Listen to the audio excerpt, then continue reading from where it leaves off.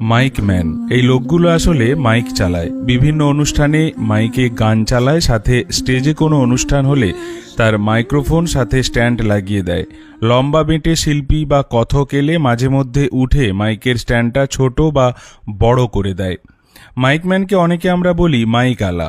এই কাজ যারা করে সেভাবে তারা কিন্তু সম্মান পায় না, কিন্তু আমরা ভুলে যাই যে শিল্পীর গান শুনে পারফরম্যান্স দেখে আমরা হাততালি দিই, আর যার কণ্ঠে মুগ্ধ হয়ে বলি গলায় জাদু আছে, সেই সব শব্দ বা গান আমাদের কানে সুন্দরভাবে সাজিয়ে গুছিয়ে শোনানোর পিছনে এই মাইক আলাদের অক্লান্ত পরিশ্রম থাকে।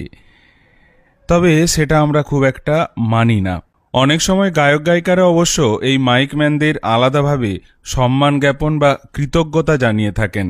শিল্পীরা জানেন তাদের গান কণ্ঠ অনেকটা এই মাইকম্যানদের ওপর ডিপেন্ড করে। শিল্পীরা স্টেজে উঠে গান গায়, ঢোল তবলা গিটারের সাথে থাকে একের পর এক বাদ্যযন্ত্র, সবার শব্দ তরঙ্গের সাথে শিল্পীর ভোকালকে মিশিয়ে তার বাড়া কমাকে নিয়ন্ত্রণ করে শ্রোতাদের কাছে শ্রুতিমধুর করে পাঠায় এই মানুষগুলোই।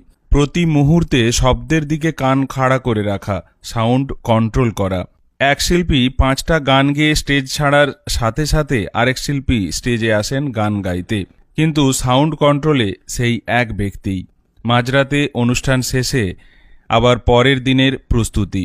দুর্গোৎসব বিশ্বের সবচাইতে বড় উৎসব। ভাবুন, এমন কত মানুষ এই মাইকম্যান হয়ে নিজেদের দায়িত্বে অনড় থাকেন।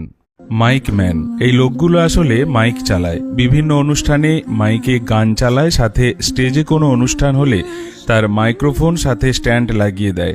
লম্বা বেঁটে শিল্পী বা কথক এলে মাঝে মধ্যে উঠে মাইকের স্ট্যান্ডটা ছোট বা বড় করে দেয়। মাইকম্যানকে অনেকে আমরা বলি মাইক আলা।